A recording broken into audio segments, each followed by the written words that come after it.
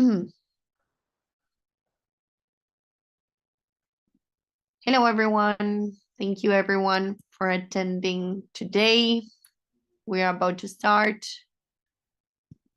If you want to leave in the chat, where are you from where are you watching us? We are happy to have you all here. We are going to wait 1 or 2 more minutes. In the meantime, please feel free to write down from where you're watching us. And we are happy to have you all with us today. As I said, we have Dan Deppen with us today talking about the power of note partials. So we are super happy and thrilled for this webinar.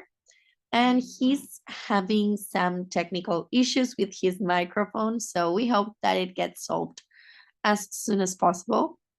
So in the meantime, if you want to answer the poll that should appear on your screen, that would help us a lot, so we get to know you better. And we know if you are already a Real Estate IQ subscriber and if you would like to have a one-on-one consultation.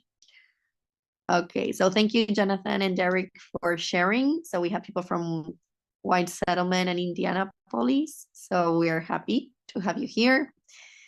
So we are Real Estate IQ. Your deal is our mission, and we are deal maker and dream maker, and we provide the best real estate solutions committed to help one more person to win.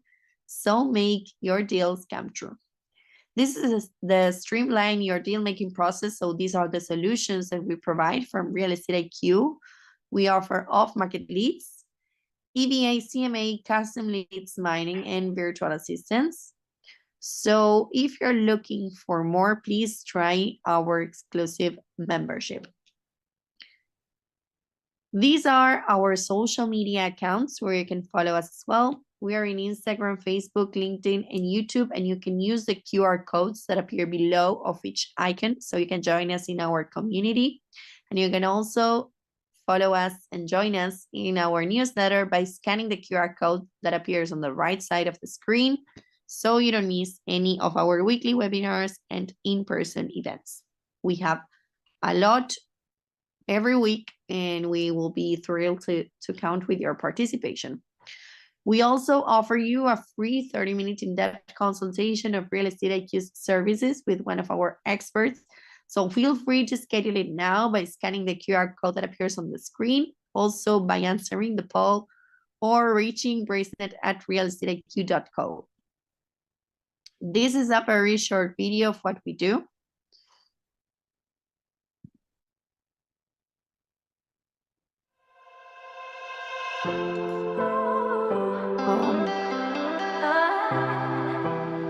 I guess the audio is not working. Sorry, the sound from the video. I don't know why.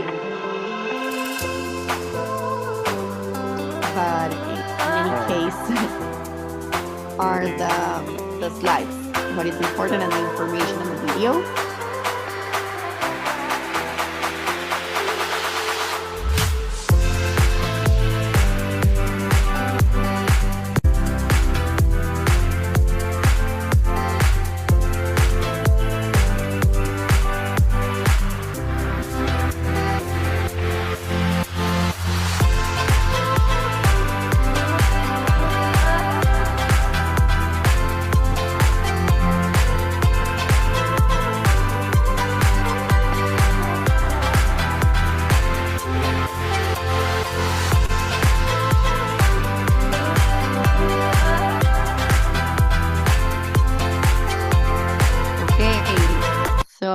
We are super excited to follow with Dan and his presentation about the power of note partials. So thank you again, everyone, for attending, and feel free to write down your questions in the chat box or the Q&A box, so Dan is able to answer them as soon as possible. Dan, let's try and see if it works. Okay, thanks. Are you able to hear me? I'm not able to hear you, but let's see if the audience is if anyone else could just type in the chat if they can hear me. Is anyone else able to hear Dan? Okay, perfect. So it was my Oh, issue, perfect. I Okay, guess. great. I'm sorry for that, but I'm happy that everyone is able to hear you. So Dan, I hope you have the best presentation ever. So thank you again, everyone, All for right. attending. Thank you. And on my screen, I got the slides up on the side, so I'll be kind of looking sideways a little bit. But anyways, thanks everyone for joining. So my name is Dan Deppen, and today I'm going to be talking about partials. So just before we get started, a little bit about me. I'm an active note investor. I started note investing about 7 years ago. So far, I've got a decent sized portfolio. I do a mix of performing and non-performing notes, all first position. So I came into this from a non-real estate background. So I started my career as an engineer in the aerospace industry, and then went to business school, then went into product management, which I'm still active with. But then along the way, oh, did we lose audio? Hopefully not. Along the way, I found my way into real estate and specifically note investing. And what I'm going to talk about today is something called partials. And if you're not familiar with that, I'll tell you all about it and kind of why I feel they're so powerful. In the last couple months or so, I've been really deep diving into these. I actually started doing them a couple years ago. But the more I've kind of peeled the onion on these, the more excited I am about some of the potential opportunities. So I'll talk about what partials are, first of all, some of the advantages for you as the partial seller, and then I'll also talk about why it's advantageous for people to buy partials from you, how to structure these deals, how to get them set up, the actual mechanics of how to put them together, and then what to do if the borrower stops paying. That's like the biggest question of all, and then we'll open it up for Q&A, and I will have my contact info and everything at the end. So what is a partial? So at a high level, a partial is just simply when you buy a note, so you're buying a mortgage, which is basically a stream of payments of future cash flows, and then you're going to sell another investor a portion of those future payments. If that's confusing, I'll use some visuals to try to explain it. So here's an example. This is based on a deal I did recently. I did actually fudge a few of the numbers in this just to get them to work out into like nice round numbers, so it makes for a little better example. But let's say we buy this mortgage note, okay? And this is on a real 3-bedroom, 2-bath house in Houston, Texas. It has a loan balance of a little over $127,000. You're buying this loan for $99,500. So, you know, most notes when they trade at some discount. And then that gets you a monthly payment of $1,250. And in this case, there are 195 payments remaining. So the first step in creating this partial is I go out and I buy this note on these terms. Now, if I want to, I can just hold this note for the next 195 months, but I'm going to show something we can do to get a little bit creative and actually get our money pulled back out of this. So this is what this deal looks like if I'm just buying a note, just not getting into the partial part yet. So I bought this thing for $99,500. And then typically you've got some due diligence expenses, right? You might be pulling a BPO, you should be pulling an O&E report, you might be paying an attorney to review the chain of title. There could be fees to transfer servicing of the loan, things like that, right? So let's call it, for nice round numbers, $100,000 that we're paying this loan for. So once I pay the loan, I start getting payments of $1,250 every month. But assuming I'm not self-servicing, I'm hiring a loan servicer. I tend to use FCI for most of mine, and for performing notes, when I have escrows set up, it's about $35 a month service fee. So my actual net is $1,215. So if I buy this loan under these terms, I hold it for 195 months, and the borrower pays that whole time, I end up with a 12.68% return. And that's factoring in my expenses. So that's a pretty sweet deal, right? That's a solid double-digit return. This would be a really nice deal to do in like a self-directed IRA, because the other thing I didn't really call out too much before is this property has a Zillow value of $213,000, right? So this borrower has a lot of equity in this deal. One of the good things about the current environment is if you're buying a loan that was originated in the last few years, the property value is probably a decent bit higher than when the loan was originated. In this case, it's a lot higher. So the borrower has a lot of equity, which is good for you for two reasons. One, the borrower has a big incentive not to let this go in foreclosure, right? They have a lot of skin in the game. And if the borrower for some reason got super sideways and absolutely could not make payments, then it would be in their best interest just to sell the property and move on rather than let you take it in a foreclosure. The other thing is, as the note investor, if you do wind up in the foreclosure scenario, one of the big risks is there's damage to the property. The inside is messed up because there's this big spread between the unpaid balance and the value. You've got more room to maneuver there. There's less chance. It's pretty difficult in this note to ultimately take a loss. What has to happen to take a loss is borrower's got to stop paying.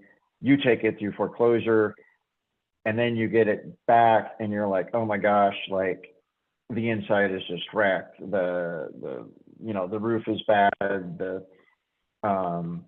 foundation is cracked. It's a hoarder house. Who knows? And by the way, I've had all of those things happen, and I have gotten upside down on deals in that way, but not on ones that were quite this thick. Okay, so that's our deal when we buy the note, right? Like pretty solid return, lot of factor of safety involved. So that's a pretty sweet deal. So how do we make it a little better? So consider for a minute, instead of just holding that note for 195 months, we instead sell a partial. So we're going to sell some of the payments off to another investor.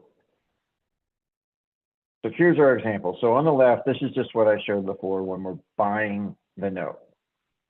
On the right is when we sell the partial to the investor. Let's say we find an investor who's happy with an 8% return.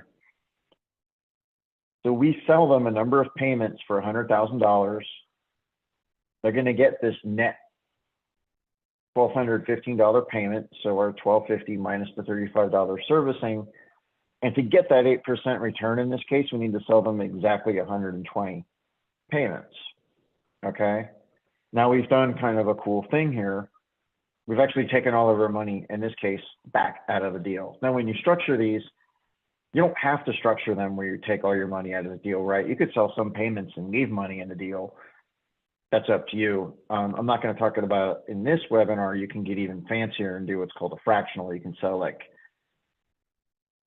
partial payments, like so a partial number of payments and a partial amount of the payment. But here we're just selling 120 of the full payments, and that investor is getting an 88% return. We're getting our money back out of the deal.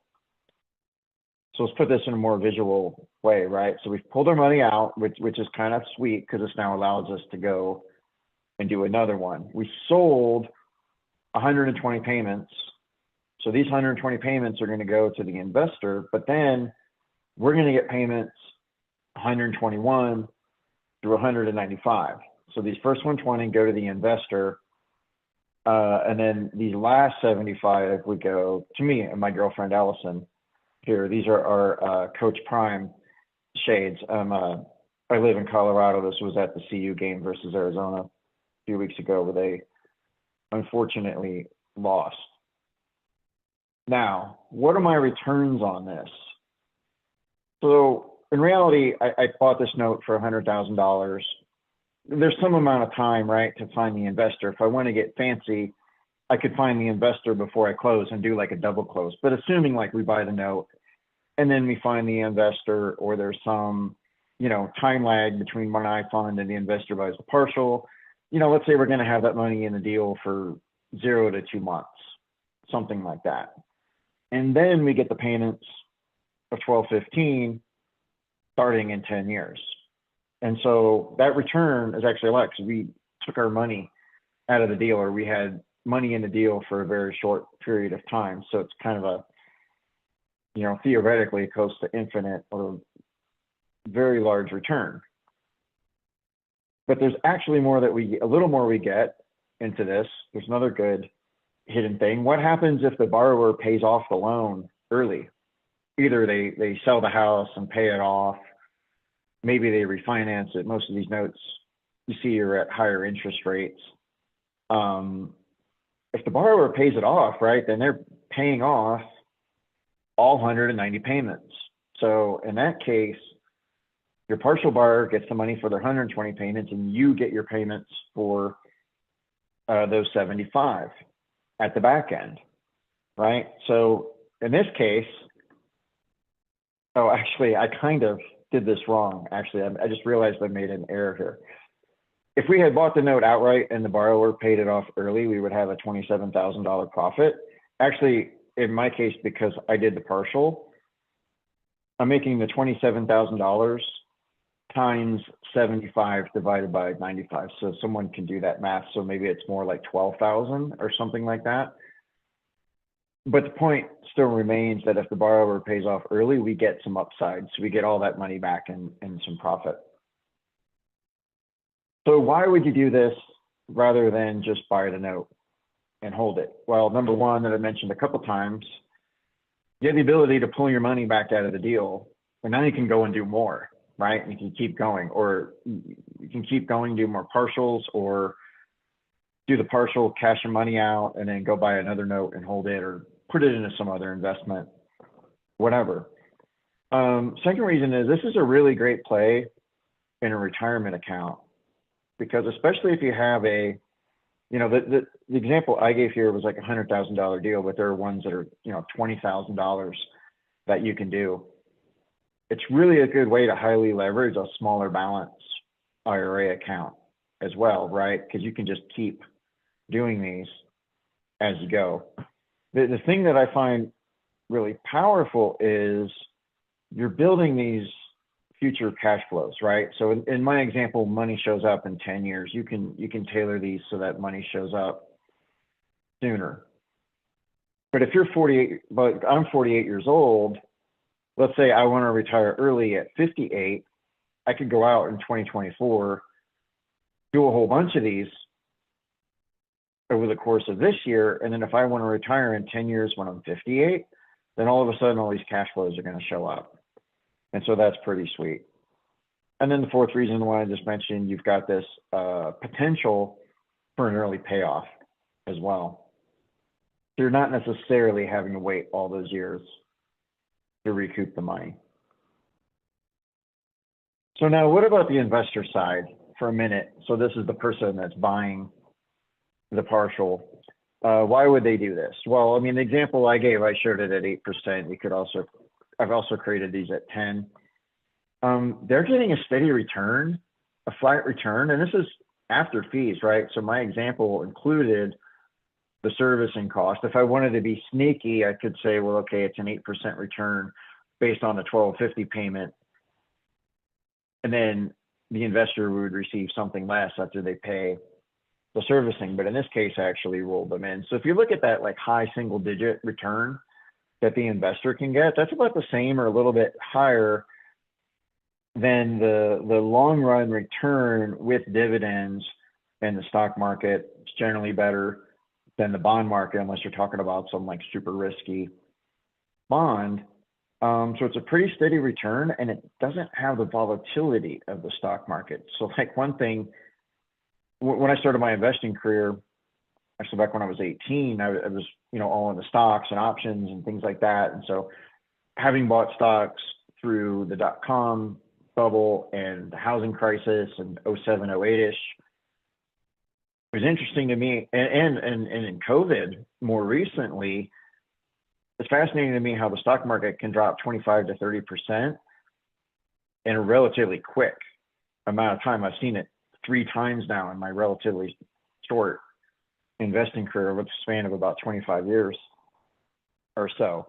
So I'm getting returns that in the long term are similar, and I'm taking out the volatility. So that's really, really valuable as an investor, especially if you're one that's in retirement or approaching retirement, where you're not necessarily wanting to take on as much volatility as someone who's maybe in their 20s.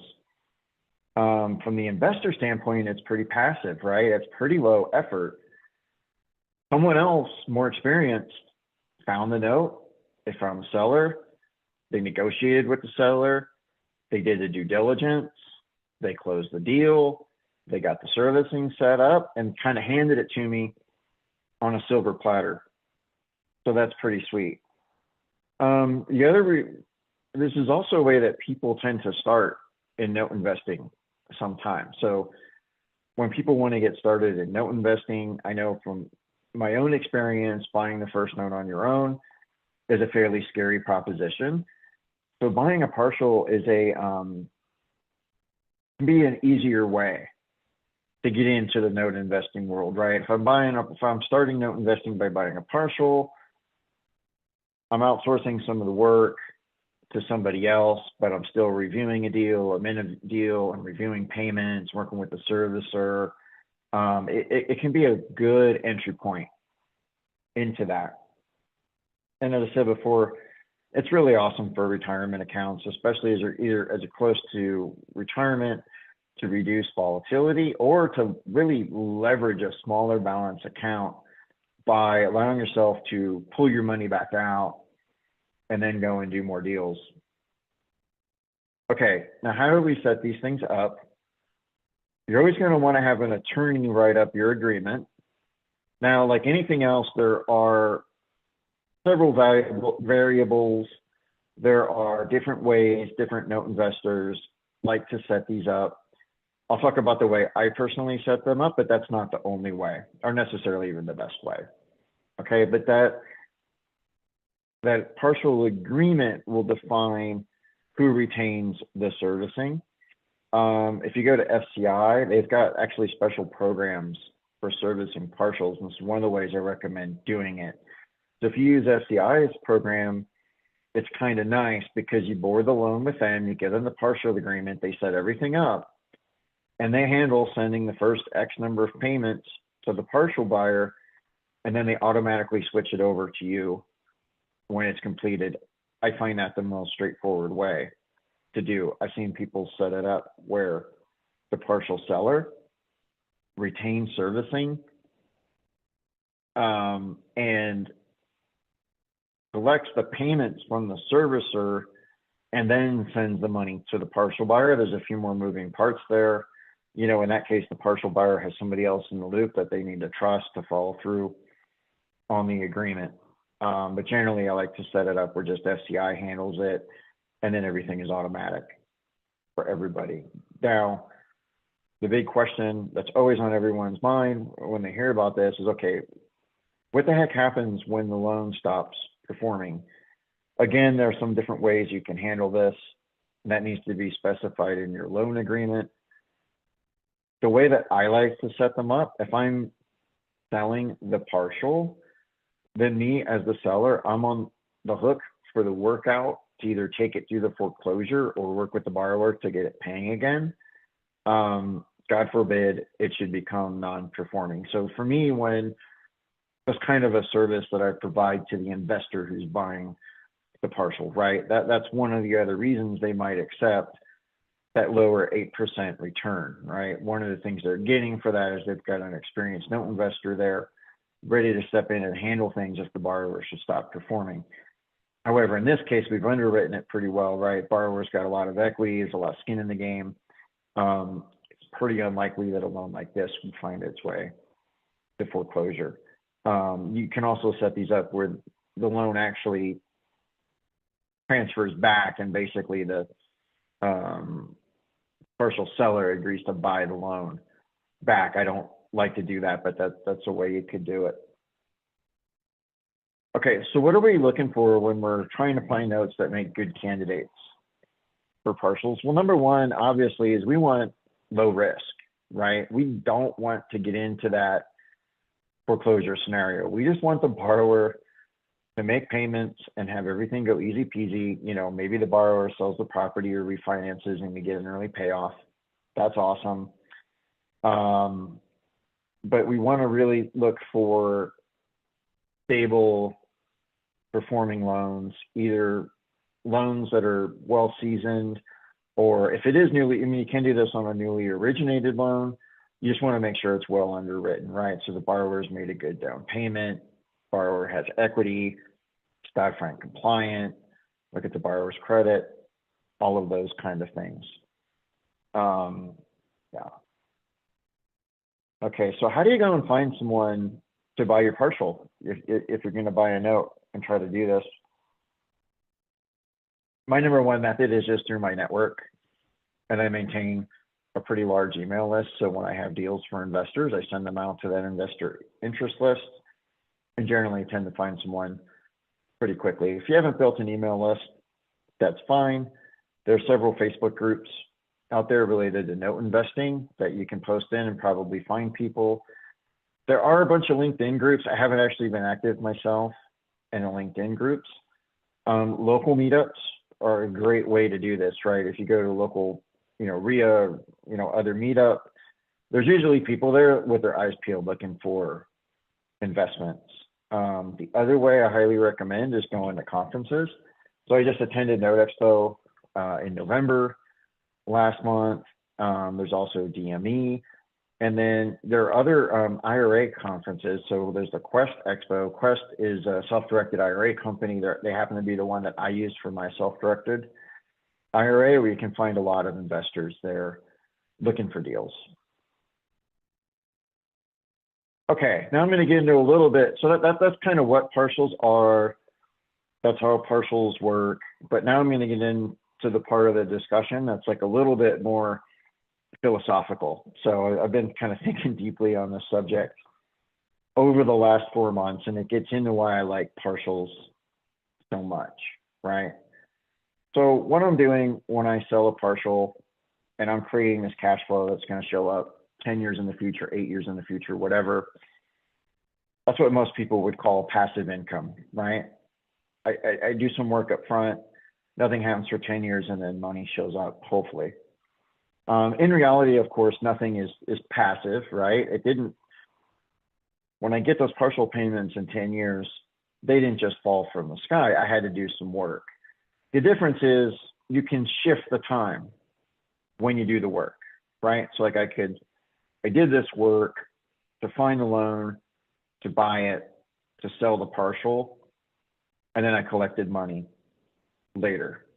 Now, what's interesting as I studied this is there's some interesting things that happen when you shift the time gap between when you do some work and when you get paid for that work, right? So there's other things we can do where I do work today, I get paid essentially today, or I can do things like partials where I do some work now and I get paid way out in the future. So the work now, pay now example is like a W-2 salary or consulting gig or driving an Uber, something like that, right? Like that's the common way to work now, get paid now. If you want to work now and get paid later, that would be something like a partial, and there are other kinds of investments you could do. What is interesting to me is that if you look at our time preference, if my time preference is to get paid sooner, which is like the W-2 type model, I have much less leverage. I'm willing to stomach this longer time preference, like I'm going to get paid 10 years out in the future, 8 years out in the future. Then the work that I do, while I have to wait, that's the price I pay. What I get back for that is a whole lot of leverage on my money, and I'll illustrate what I mean by this. So this is the power of partials, right? So like in our example, we're getting these cash flows of $1,215. They're going to start 10 years from now. And let's say what stops me in 2024 from doing this 10 times, right? One of the cool things about notes, once you get your processes down, how to find them, how to fund them, how to do due diligence, how to filter, how to price them, et cetera, et cetera, et cetera, very rinse and repeat type business. So let's say I go out and do this 10 times. Well, now in 10 years, I'm going to have about 12,000 bucks a month start showing up, which is pretty nice. So me, age 48 today, let's say I go out, I do 10 of these over the course of 2024, that's not unreasonable at all. Well, in that case, I could retire at 58 and I'd be getting this 12K a month, right? So I'd be getting about 144K a year. Generally, when you retire, hopefully you've got other retirement savings to go with that, maybe you're at the point where you can collect Social Security, so that's maybe not your entire nest egg, right? But in a lot of parts of the country, the 144K, even on its own, is going to do you like pretty well. And if that's not enough for what you need, that's cool. You can just do more, right? You can do more than 10. You can do 20. Better yet, do 50. Maybe it takes a couple years to do all of those.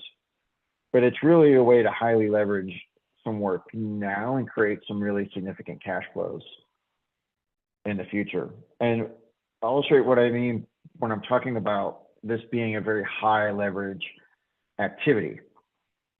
So in our example of finding this deal, let's say you spent 20 hours looking for deals, finding it, doing the due diligence, negotiating, getting the deal closed, finding the partial investor, et cetera, et cetera, et cetera.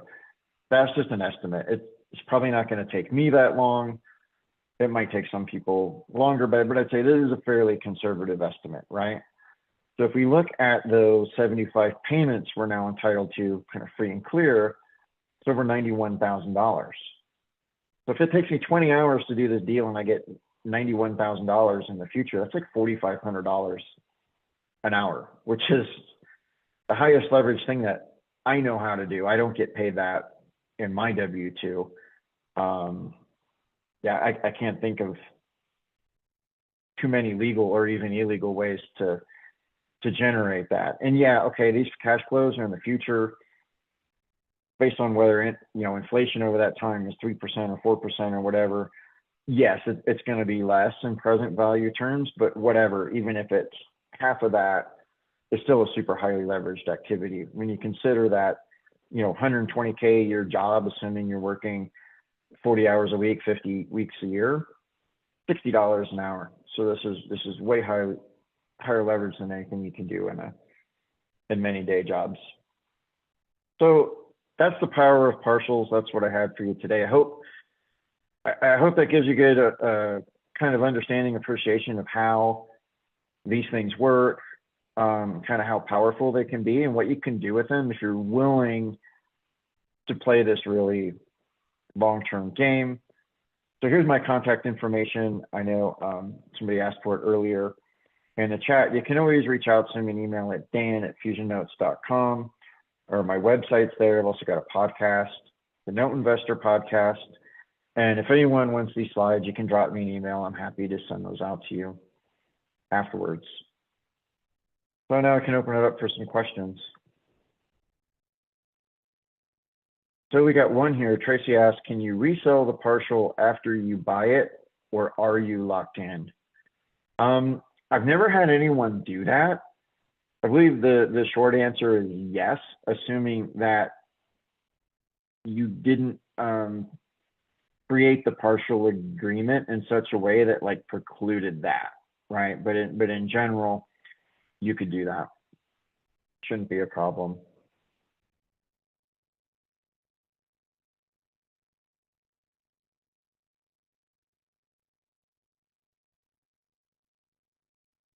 And we'll see if we got any others.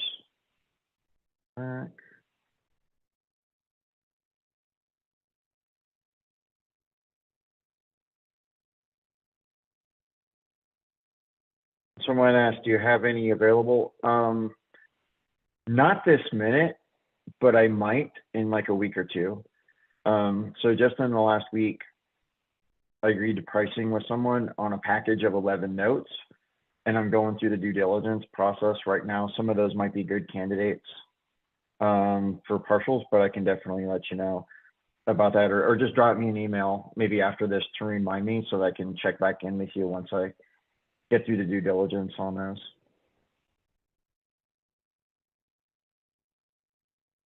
All right, cool. So if there's no further questions, I think I'll wrap it up there.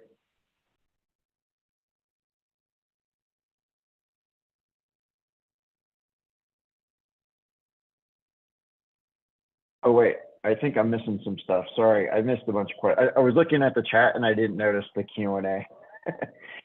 So, okay, can we get a copy of the presentation? Yeah, if you drop me an email at dan@fusionnotes.com, I'll be happy to send you a copy of the slides tomorrow. And then, oh, Jake asked a good question. What's the difference between a partial and a hypothecated note? Maybe next time I'll do a webinar on hypothecated notes, but what a hypothecated loan is, and I hate that word, it's kind of a confusing word. The other thing you can do, which is kind of similar to a partial, but very different, is called hypothecating a loan. So that's when I go out, I buy a note, and instead of selling some of the payments like I'm doing here, I take a loan from an investor. And that loan is just collateralized by the note that I bought. So not really that different than other loans you might take from an investor, other than instead of being collateralized by a piece of property, it's collateralized by a loan, and then that loan is collateralized by a piece of property. So from the investor's point, from the person buying it, whether they're buying a partial or buying a hypothecated loan, not really any different, because they're getting a set payment every month for some period of time. So from that investor standpoint, it's kind of the same. From the standpoint of the operator, when I sell the partial, I'm creating a future cash flow. When I do the hypothecation, investors getting paid every month some smaller amount than the payment that's coming in, and I'm making a spread. So I'm making a monthly cash flow, but it tends to be a lot smaller. So from the operator standpoint with a hypothecated loan, I'm making a smaller monthly cash flow for a longer period of time. When I sell a partial, I'm getting no cash flow for a long time and then bigger cash flows later. It really depends on whether your goal is to try to generate cash flows in the short term, or if this is more of like a longer term or retirement play. How do I open the conversation to buy a partial from a note investor? Well, I mean, what you do is kind of like Tracy did, is just ask around. You can also do the same things that I mentioned if you're trying to sell a partial as buy. I would hit up the note investing Facebook groups, some of the LinkedIn groups, go to meetups. If you go to any of the note conferences like Note Expo, DME, some of the others, and you run around and ask if anybody's selling partials, like you'll find somebody selling partials pretty quick if you do that. Let's see here. Is selling the partial pretty much solely dependent on finding others who are open to accepting a lower return on their investment than you? Yes, and I'll explain why that's in their best interest. Does this come with your ability to buy in larger bulk and get better deals? Seems like it would be tough for the smaller investor buying one-offs. So part of the reason that investor will accept a lower return is, to your point, yeah, they don't have to do the sourcing, right? So they don't have to mess with going around and trying to find notes, trying to find sellers and doing the bidding. You're offloading that from them. The other thing you're doing for them is the due diligence and then actually getting the deal closed and all of that. So for the person looking to get started, or the person that just wants to be more passive, part of the reason in the delta returns is they're offloading a lot of the work to an operator who's doing it. Okay, so I think that's all the questions we got for now. So thanks everyone for attending, really appreciate it. Like I said, email me if you want the slides, or if there are other topics you want me to cover in the future that we haven't done yet, just give me a holler and please let me know. But thanks for tuning in, appreciate it.